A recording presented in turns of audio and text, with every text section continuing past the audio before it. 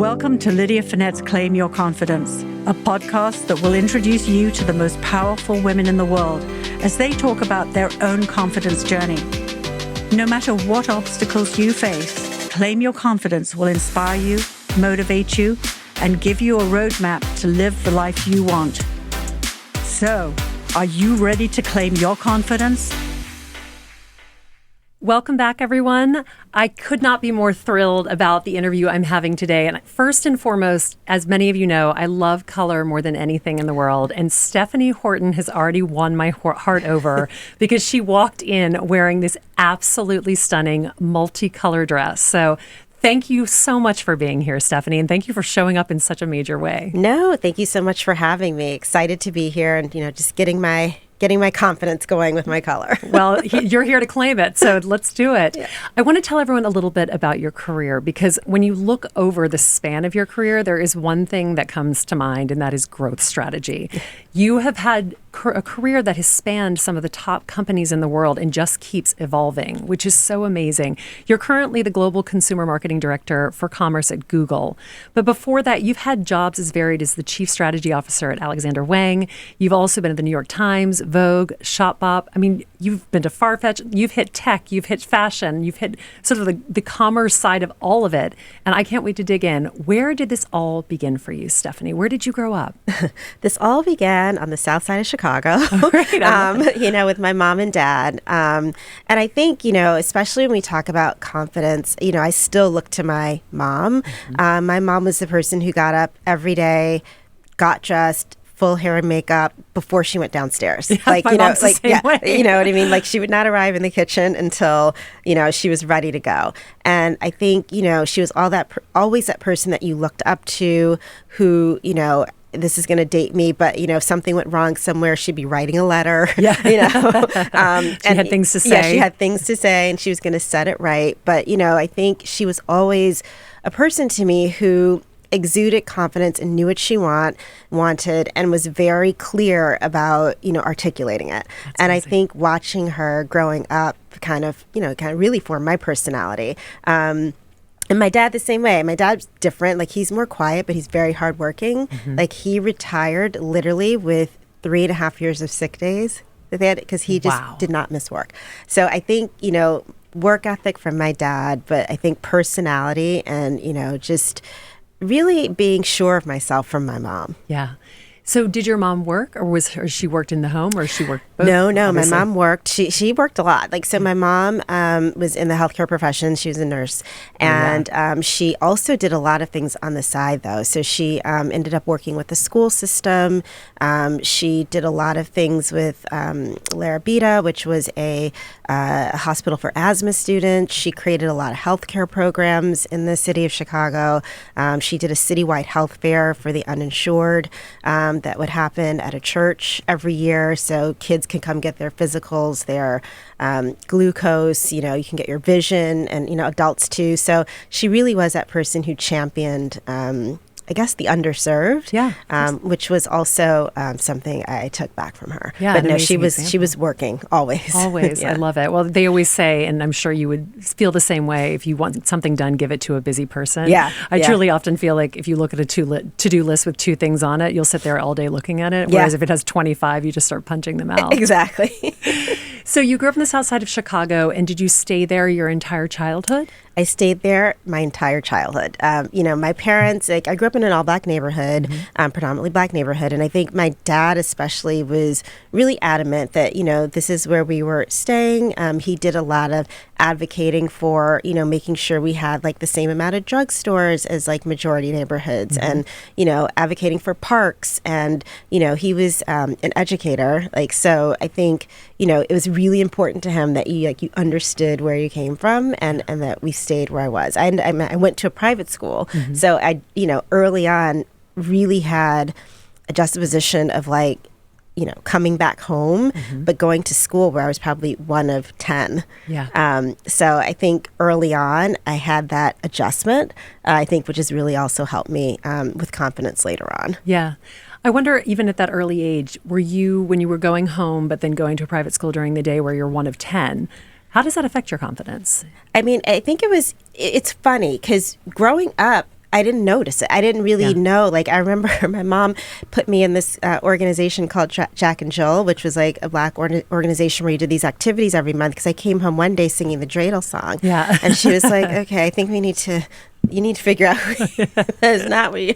So she's like, there are many different ways to look at life. Yes, so we got to make sure you're on the right path. Yeah. So I think growing up, I really didn't know the difference, because that's just what it was. You know, I would go to school and these were my friends and this is what I would do. And I would come home and these were my friends and this is what I would do. I think it probably became really apparent to me in high school, because the private school I went to in high school, people from not like, you kind of had the same people from kindergarten to 8th grade. Yeah. And then in high school, other people would apply, and come to the high school.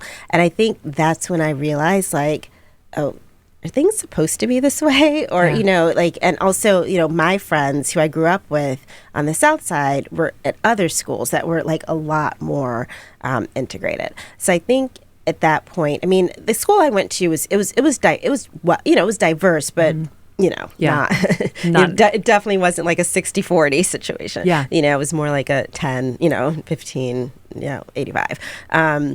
So I think that's when I first started understanding that maybe, this wasn't the way things should be. Yeah.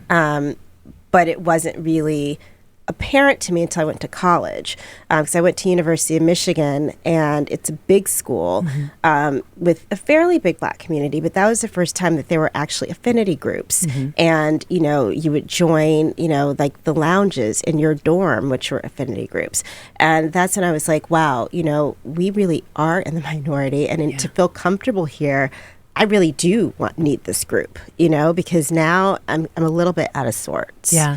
And then when you were there obviously for 4 years, and what were you doing while you were there? Was it, I mean, obviously you're talking about the affinity groups in terms of your background, in terms of the career that you thought you were going to have. Were you even thinking at that age? Because I feel like in college, I'm not sure that I was thinking about a career, but what was going through your mind as you were thinking about majors and about your next steps in life? Yeah, it's really funny because the years I was in college from 89 to 93, remember the economy was kind of not that great. Yes. So the whole focus was to get to the business school so you could go do something in finance, you could get a job. Yeah. Even though, obviously Michigan has a great liberal arts program and everything else, I think my focus, like most of my friends were either going to medical school, or pre-med, they were going to law school, or they were trying to get into the business school. So I think the first 2 years I was really focused, because the business school was the last 2 years. I was really focused on getting into the business school, as were a lot of my friends. So I didn't really know what I wanted to do with that, but it was kind of like ingrained in our head that this is what you need to do to get a job. And when you got there, did it feel right? Did it feel like the right fit, or were you just sort of like, oh God, is this what work is forever? Because that's what I would have been doing, by the way, if I didn't end up in finance. I was going through the paces. I will say, I loved Michigan. I met like a lot of great friends there, but I think I was pretty much going to through the paces. I don't think I really found my passion or really found my way until after business school. And like when I had switched to marketing and I had my first job after that, and I had one experience, and I'm like, oh my God, this is what I'm good at. So you were in business school, and obviously the job market is difficult at this point. How do you find this first job? Because I love the first job story for people when they leave school and go somewhere, because it's always so different for everyone. Yeah. I mean, luckily for me, I went undergrad was good. So we had like lots of people coming to campus and recruiting, and the same with business school. So actually I had one friend who was working at an agency. And I'm like, this seems cool. Like, your job seems cool. Yeah. Before I went to business school, my job was not. So I'm going to try this. And so she had just started working at this agency called KBA Marketing. It was a subsidiary of a bigger agency called Draft Worldwide. This was before a lot of the consolidation of the agencies. So Howard Draft still fully owned the agency. And he had invested in this new experiential marketing agency. I'm really dating myself. She just put air quotes around experiential marketing. Yeah, called KBA Marketing. I mean, we used to do things like Nike was one of our clients, and we would have this thing called the Fun Police. And so people would be on bikes, and if you weren't wearing Nike, would give you a ticket, and then you would get like coupons to go to the Nike. So this is the kind, this is way back when, like no iPhones marketing. For anyone who was living in this. There were no iPhones. There were no iPhones. There weren't even smartphones. We still had like a flip. You know, it was like Motorola flip. Yeah, So. It was doing that kind of thing, and she was like, "This is what I do," and I'm like, that sounds like something I could do. It's strategic, but it's fun. It's coming up with ideas, but something really fun. So I actually applied there, and I got a job on the new business team. So that was like kind of my first job after business school. I worked with the head of new business for KBA, and you loved it. I loved it, and I think when I really kind of like found my path, we got the account for Cadillac to launch the Escalade. Oh, fun. So this is a long time ago, and they wanted to do something really different. Like, how do we just not do this at a car show and have a dinner? Like, how do we really judge this up? So they hired us, and we decided that we were going to go to the Super Bowl in Miami. And I just happened to have a friend who had taken a job as a general manager of the new Delano Hotel. Okay? Oh, the new Delano I remember with the white curtains billowing down. Yeah. Loved that hotel. Same as Robert Todak. Wasn't open yet. So I was like, we're going to come for the Super Bowl. Is there something we could do together with Cadillac? So we brainstormed, and we decided we're going to park Cadillacs outside, and like the guests from the Super Bowl could be chauffeured to different events in this new car. And I was like, okay, because if we get really good people in the cars, maybe they'll be interested in, taking a test drive, and we can have another fleet of cars for that. So we ended up getting like LL Cool J. Oh my gosh. And Carmen Electra. Carmen Electra. Back then this was like, this is A-list. A-list. And they got into the cars, and they ended up taking test drives, and we ended up actually selling like 6 Escalades order from this whole activation at the Super Bowl. Wow. And I think that was my first time realizing that partnerships expanded reach. Yes. And I was like, this was actually a really good idea. This hotel and this car, they're very similar. They were trying to position, because remember at the time, Cadillac wasn't so cool. They had the like Catera. My grandmother had a Cadillac. Yep. 1,000%. Everyone's grandmother had a Cadillac. Exactly. Nobody's kid had a Cadillac. Matthew McConaughey was not driving around whispering in a Cadillac so at this point. So the whole point of this is, how do we reposition the brand a little bit? Yeah. So, we wanted to do something untraditional. And that was when I was like, okay, marrying like-minded brands, or where you're trying to go with a brand who's already there, is a good way to expand your reach and brand yourself. And I think that was the first time that I realized, like, okay, I think I have something here. And so you were young at this point, right? Yeah, I was in my 20s. Early 20s, probably. Mid. And really exciting to be there and to be in the middle of this. Yeah. I definitely remember that feeling in those sort of early days of work, of having these experiences, and then if something works, you just feel like you want to shout it from the rooftops. Exactly. Yeah. And so the marketing thing carried you how long? What was your next step after that? So the next step after that was actually funny. I was buying, we ended up getting the Audi account at the same agency, and I was buying some advertising in Hamptons magazine for Audi. And I was talking to a guy named Jason Ben. Oh, I love this. Actually, I saw this in your resume, and I laughed because everyone in New York knows Jason Ben. Exactly. Every single person. Yeah. And so Jason's like, I'm launching this magazine called Gotham, because I had negotiated him hard on these things. I was like, I want this, I want that. He's like, I need you to come work for me. And I was actually moving to New York, because the person I was seeing at the time was here. And so I was like, okay, I'll take it. Like, I'm coming. I'm doing it. Here I come, Gotham magazine. Yeah. So I came and launched Gotham, and did a lot of work on Hamptons magazine. But again, I think it was a great trading ground for me, because a lot of the way, especially local magazines work, are deals. Yeah.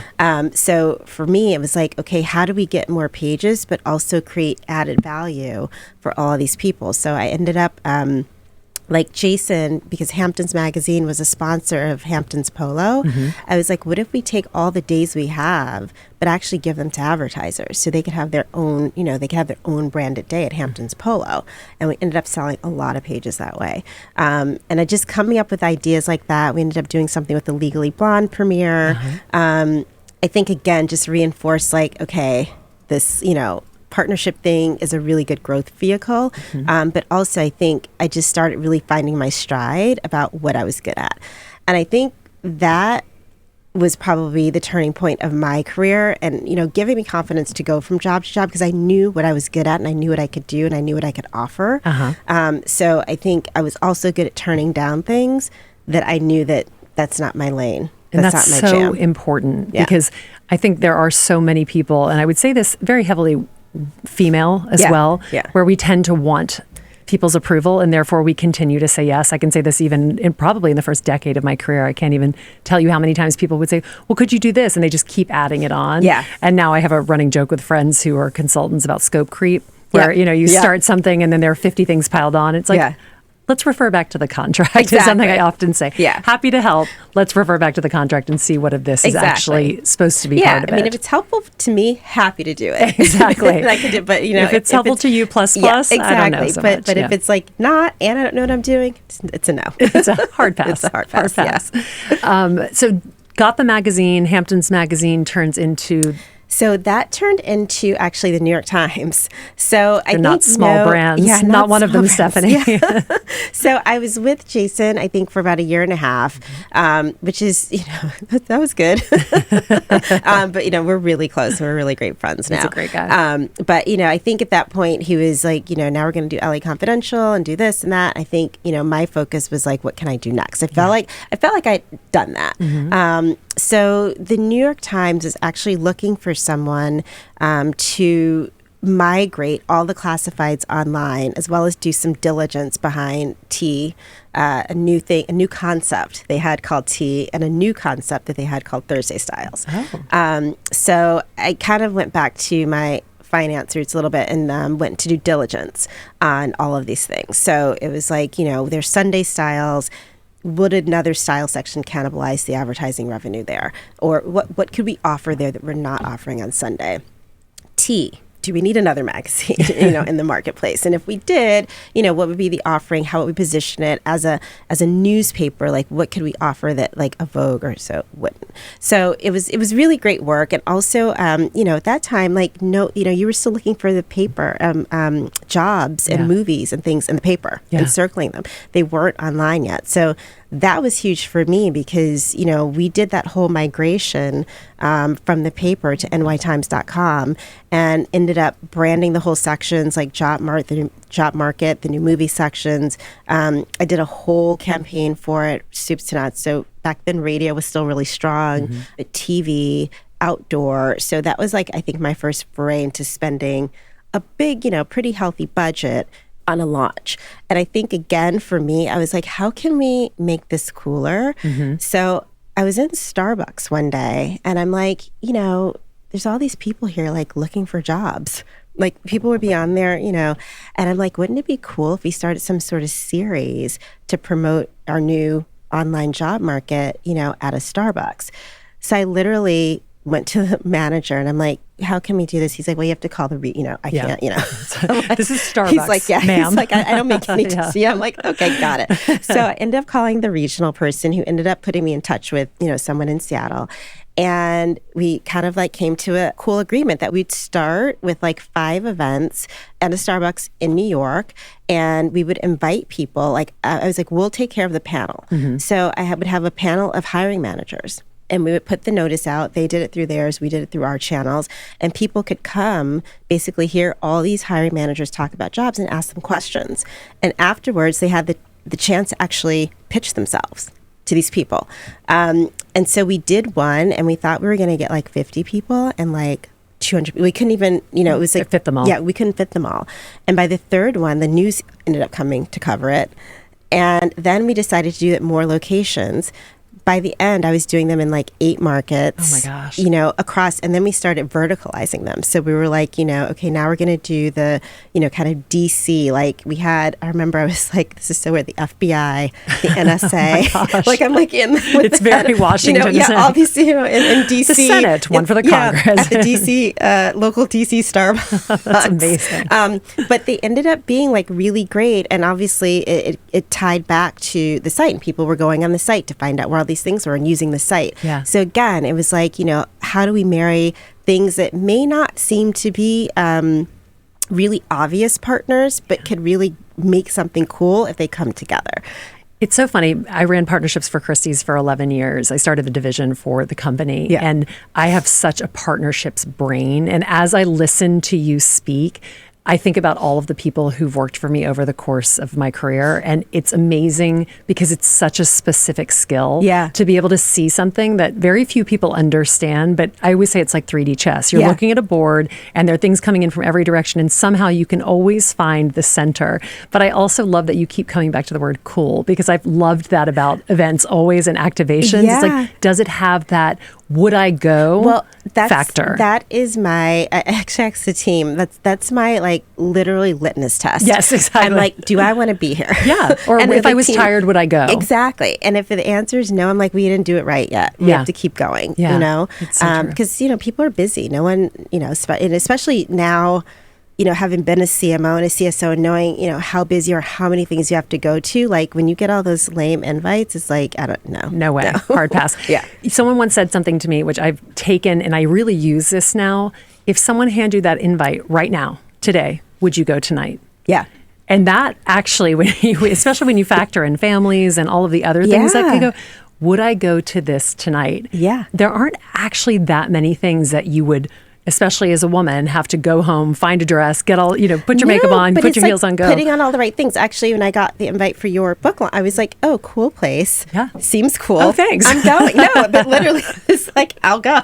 But, sometimes you get those and you're like, wait, where? What? I know. No. Exactly. Yeah. Exactly. And we were talking even before the podcast about a book signing that I'd held where no one showed up. Yeah. And it's funny because I really do believe that there are things that make people go to things, and that can either be the other people who are attending, sort of the peer, the host committee of people who are aspirational, people they would want to meet, interesting content, and a really good place to do something. Yep. So you've really shown, even at this early stage in your career, how there's kind of a through line that starts and it continues. And what I think is so extraordinary about you, which you don't often see in people who've had a career that has led to this point in their life, is the movement from place to place. Because certainly the way that I was trained, it was you go to a company and you stay forever. And it's amazing how much you're learning as you're progressing through these jobs. Yeah. So tell us, the New York Times takes you where? Yeah. So the New York Times takes me to Vogue. Oh, amazing. And that was actually the first time that I realized the power of network. Because one of my friends was really good friends with the associate publisher of Vogue. And they were like, they're looking for someone to really help monetize the Met and the CFD Vogue Fashion Fund, as well as figure out the non-endemic business, so non-fashion, so liquor, automotive. And I was like, well, I can do all of that. You're like, let me call the Delano. Yeah, exactly. Let me go back there. And so she's like, and I recommended you. And so I'm like, okay. I wasn't really thinking of, I actually liked my job. And by that time, we had launched Tea. We had launched Thursday Styles. So I had some, we had done the whole migration onto nytimes.com. So I had some successes behind me. So I was like, I'm kind of, I like it here. Yeah. But I remember I went to that interview and I don't know if I really wanted to be at that interview. It was weird because I walked in and, in the old days, it was on 42nd. Yeah. And, you would walk in, there's like the big Vogue and like you have to sit outside in the hall and wait. And I'm like, okay, this is a lot, Yeah, it's very Devil Wears Prada. Yeah. And I think I kind of went back to my, I think that's when I did not have a lot of confidence in that interview because everywhere else I had walked in thus far, I felt like, okay, these people seem okay. I got this. Yeah. I didn't got that. I didn't have that, know. So I walked into the interview and I remember it was Deb Kavanaugh's office and, she's asking me all these questions and I'm interviewing and I'm like, okay, I want this job. Yeah. So and please then, like me. Yeah. I want you to like me. Yeah. So then I was like, okay, I need to focus, because I kind of wasn't sure. And now I'm like, I want this job. Yeah. So I interviewed and literally they called me that night and they were like, okay, when can you start? Oh my gosh. And I'm like, what? Because, I was expecting, so everyone's like, how did it go? And it was kind of like what we were talking about earlier. I was like, I don't think it went. I was weird. I think, I had a nervous tick that I didn't even know I had. It was just weird. And I wasn't I wasn't in my right mind at first. I didn't think I wanted this job. And then I clicked halfway through, and then I tried to make too strong of a comeback. So it was a little weird. But You're like, there was the first half of the interview, and then the second one was remarkably different. Yeah, exactly. So I'm like, I don't know what this woman thought.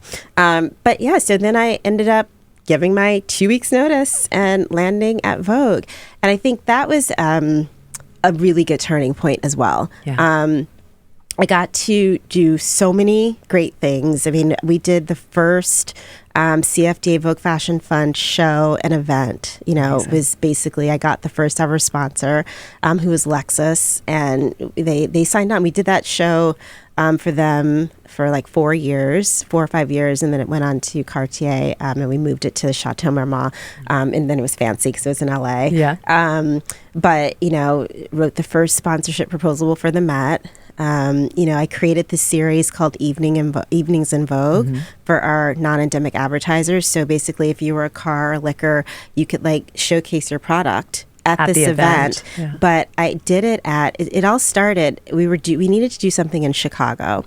And I called my friend Jennifer Trotter for like locations. And she was like, she was married to Charlie Trotter's brother. And she's like, why don't we do it at the restaurant? And like that restaurant's never been open to anybody. Like no one's ever rented it out. She's like, no, I think I can get this done. And she got it done. And like we ended up having like the mayor's wife. Like, I mean, everyone came because no one had ever been able to go to an event there. Going back to the cool location, power of network. And that got me onto something. I'm like, if we do it at, places people can't go, this is going to be a draw. So ended up rolling that out. We did it in 10 cities. And I had hosts for each city. And that brought me onto my third thing that I launched there, which is called the Vogue 100. Oh, of course. We worked closely with you guys, actually. Yeah, so this was back before in this form. So when I started it, it was literally 10 of my friends in like different cities who would help me host events. And I ran out of hosts. So I'm like, okay, let me ask some others. So then I ended up having like 5 people in New York, like Chicago, I had 10 because I was from there. Yeah. And I was like, what if I got like 10 people per city in like the top 10 cities and like created this group? So we finally got there, like all the friends had recommended people. So I got there to 100 and we formalized it. We got stationery. We wrote letters inviting people formally to be in it. And they would host events for us. But then I started getting inbounds. Like, Saks was like, do you think, the New York people could come and look at our collection and stay with it? Because these were influencers before they were really influencers. Sure. There were like really great ladies in each of these cities who had great were style. tastemakers, had great style, exactly. Shopped a lot. So we ended up then, like Chanel would send them their cream before it went out. Like Neiman Marcus Group ended up calling them all in and looking at their year's thing and like, this is what we're planning on buying. Do you like these designers? What do you think about this store? So it ended up being like a really valuable group. Think tank almost. Think tank, yeah. So that was the original form. Obviously it's evolved, in the 20 years since I've left or 15 years since I've left. But so that was the original Vogue 100. And so fun. Yeah. One other thing you keep coming back to, which is a passion, is networking. Yes. And the power of networking and how, even just the amplification of everything over one person in each city becoming 10 people in each city. Yeah. It's amazing how this has also been something that's helped you throughout your entire career, just leaning back on people that you've met along the way. Yeah. And probably a lot of having gone through so many different industries is that you have that reach in different industries as well. How do you use your network even sort of like on a daily basis at this point in your career? I mean, I always tell people you should treat your network like you treat your job. Yeah. I mean, it is probably the most important thing that I've acquired. It's how I do my job. Like, if I need a person or a place, like, I call it Megan Salt. I'm like, do you know XYZ? Can you introduce me? Or if, it's, a political person, I have people I could call. And I think, you don't get anywhere alone. Yes. I think I've learned that. I think for sure you need to use people, not use them, but, use the people to help you because why struggle when you can get things done much faster. So I really use my network and, and I build it continuously. It's like I actually have an org chart.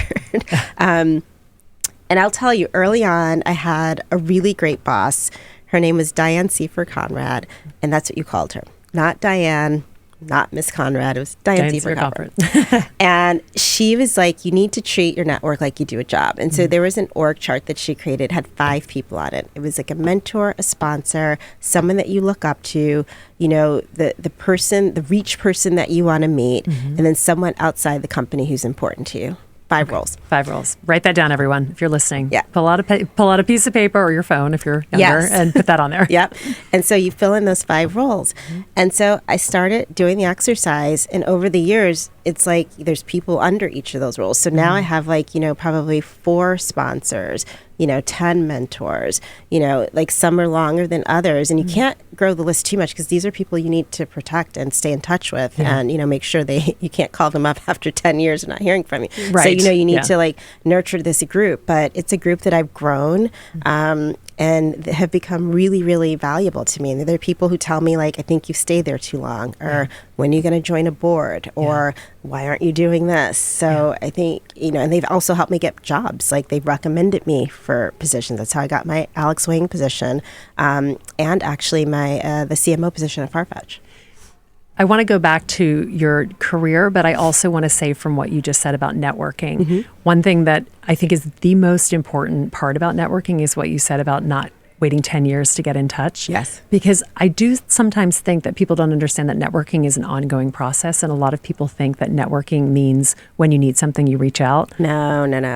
I set up lunches, coffees, just even check-ins. And I think it goes both ways, right? You know what I mean? At some point, the mentor kind of becomes the mentee. And I even see this in some of the people I mentor. I'm like, okay, now you're telling me what to do. I know. So I think it's important you have to protect that network. You can't just, meet someone and, leave and then be like, oh yeah, this person's in my Rolodex, and call them just like you said, just because you need something. Exactly. That's not the definition of any of those roles. No, absolutely. And I think that is something that we're seeing more and more, that people understand that networking isn't, a cheap glass of wine in a windowless conference room. Right. It's actually an evolution of shared human goals. More than anything. 100%. You left the New York Times and you went to Alexander Wang? No, so I left the New York Times and actually went to Shopbop. So I left, New York Times went to Vogue. Then I went to Shopbop after that. So literally I was writing the Met proposal for Amazon, and the people who were spearheading that were like, it was clear they'd never worked with a fashion magazine. And I was like, you can't ask for any of that. I'm just going to be really clear. Just go ahead and delete that page. Yeah, I'm like, none of that's happening. But I'm like, here's what can happen. And so we built a really good proposal, and they were like, we just bought this company. I think they were 3 years into it, called Shopbop. And, the original teams moving out were kind of moving in more Amazon, because they had bought it. And they're like, we need someone to run marketing. Would you be interested? And I think at that point, I had been at Vogue almost 7 years. It's probably the longest job I've ever had. I was going to say, I thought you were going to say 2 years. Yeah, no, that was the longest job I've ever had. I mean, I really enjoyed it there. They were really, really, really good to me, the whole, from the editorial side to the business side. So I really appreciated it. But one thing I did notice is that we were relaunching our website and our first app in 2010, Yeah. And I think I realized, I think there's a train leaving the station that I don't understand. And I think one of the things I have been really careful about with every job is what am I going to get here that I don't know? And if the answer is nothing, I'm not going. Yeah. And I think in Amazon, it was all about, performance marketing, e-commerce, this new thing that was happening that, I felt I didn't understand at all. So I went, and that was a really great opportunity for me. I think another turning point in my career, because I ended up launching China. So I spent a lot of time in Shanghai just learning the culture, the differences. We had to land servers there. They don't use Google, they use Baidu. So, it was just a different way of doing business. And I ended up doing the same thing in Russia and parts of the Middle East. So amazing. That opened me up to a really global perspective. Had you traveled a lot in your life before that? No, not that way. The whole U.S. and obviously I've been to Europe and that for some things with Vogue, but not like this. Yeah. So that kind of opened up a new avenue. And I actually only stayed there 2.5 years because I ended up getting a call from Farfetch. Condé Nast had invested in them. And I got a call from the investment arm of Condé Nast, and they remembered me, and they were like, we're looking for someone to run the U.S. So I was like, okay, well, I'll interview. And during the interview, they ended up understanding I had all this international experience, and they were like, oh my God, we have a CMO position, but it's based in London. And I was like, well, I'm not moving to London. So I guess we'll just, I don't know, if you don't want me for this U.S. position, like see you after, see you later. And like 2 weeks later, Jose Neves, who founded Farfetch, was in New York, and they were like, can you just meet Jose for coffee?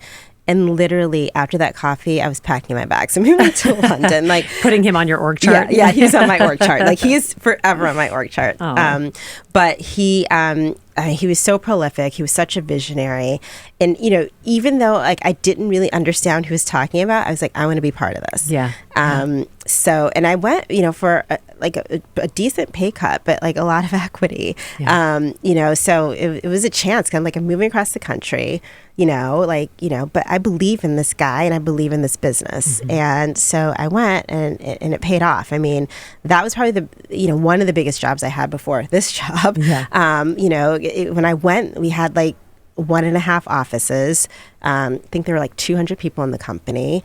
When I left, we had opened offices from Shanghai to Tokyo to the Middle East to Moscow, South America. We had 3,000 employees. I launched a VIP department. I launched advertising. I did my own job. But yeah, it was a great experience. And the team, I think, when I went, there was really only myself, Jose, a woman named Suzanne, and the CTO. So like, even hiring the CFO and like Giorgio, who ended up running all of, the boutiques and, changing to brands, and just the evolution of what happened between when I started to when I left was crazy. By the time I left, we were building websites for other companies, and, it was just not boutiques, it was brands, and the company had just exploded, and it was just a crazy like 5 years, which so led many to an eventual learned. IPO, and so many lessons. There's like, from understanding like changes in org that need to happen from 200 to 2000, decision making.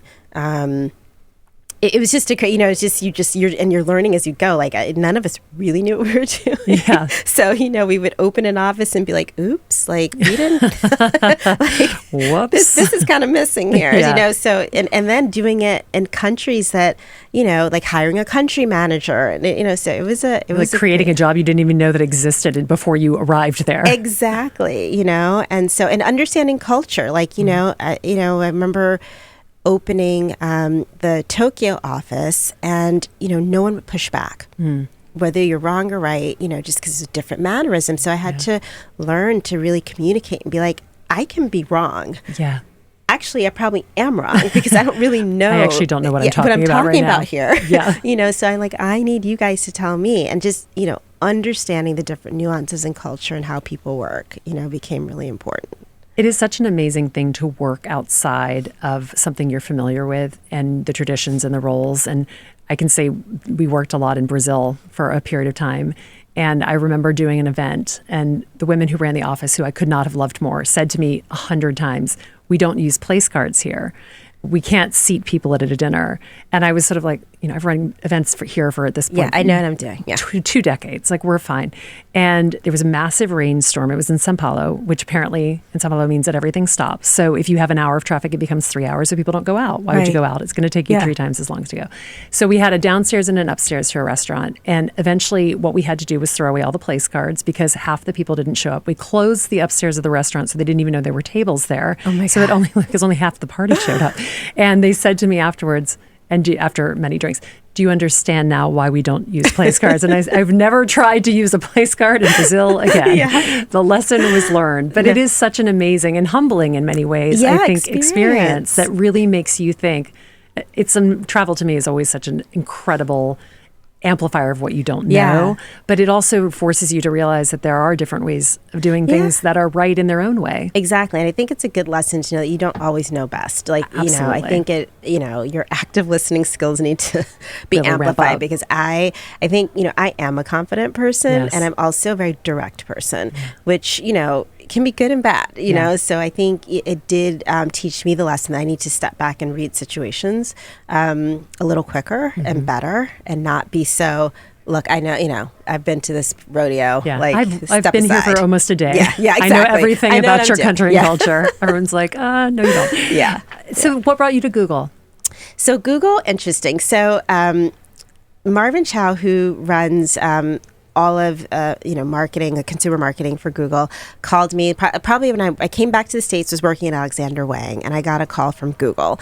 And I went to one interview and I was like, this is not for me. Was it the ping pong tables? It was, you know what? It was just the job, and I think I had no interest at the time in working for Google. I just wasn't like, I was still in my fashion mind, and I knew what I was doing. I was in the middle of things at Wang too, and that's another thing that I never leave if I'm in the middle of something. Yeah. I have to be done. Yeah. In my mind. And I wasn't done in my mind, so I think I went because I was, I was curious. Obviously, it's Google; you don't not go, Right. But I think I wasn't ready in my mind. Then I got another call, and for another interview, and I went, and I'm like, okay, but still not ready, Yeah. And that third time, I was kind of getting ready. I feel like I accomplished what I came to do at Wang. Love Alex, but I think it was time for me to move to the next chapter. Also, I think I have a thing. If I get too comfortable, it's time for me to go. Yeah. I like to stay uncomfortable. Yeah. I kind of I don't ever want to master everything. I kind of want to be on the edge and be learning something new. I think at that point, it was time. And I was like, and this would be a huge leap. I think the hesitancy I had was, there's a huge tech learning curve. Like, I'm not technical. Yeah. I understand e-commerce, I understand performance marketing. Like, I could do all of that,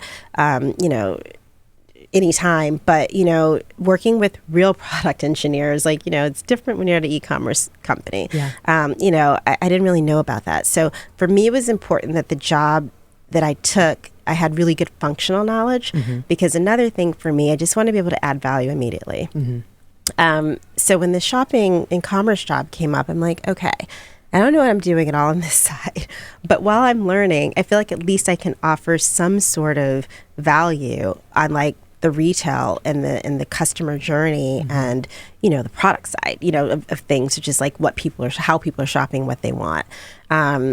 So, the scope was big because it's product marketing. It's also brand marketing. And then it's, research and white space, looking at, from like a strategy and ops perspective. So, and obviously, Google touches billions of people. A couple of people have used Google once or more twice. people than like, my past, job. So, it was a very big increase in scope as far as viewership of the work. Yeah. So, I was going to need to lean in a different way. But, and it was also the middle of the pandemic. So I'm like, is this smart? This is a different type of company. Never worked anywhere that big. Yeah. And I've always been one removed from the CEO. Yeah. So I'm like, had the autonomy to run the business myself. So I'm like, this is, now it's like not that. Obviously, I'm not working for Sundar. Yeah. So I ended up taking the job, and it was probably the best thing I've ever done. I'll say I really like it.